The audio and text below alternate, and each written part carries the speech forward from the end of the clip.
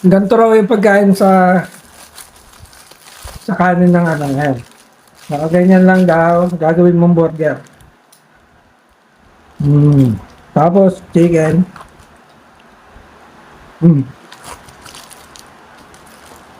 Kaya pala meron siyang balot na ganito. Ganun yung diskarte. Hindi mo na kailangan kutsarahin. Diba guys? Ito yung manok. Sausaw sa gravy. Kagat sa kanin. Diyan magkukutsara, no?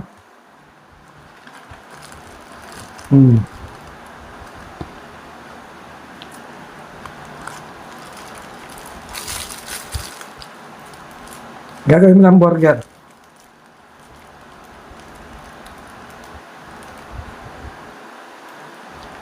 Tapos piraso ka ng manok.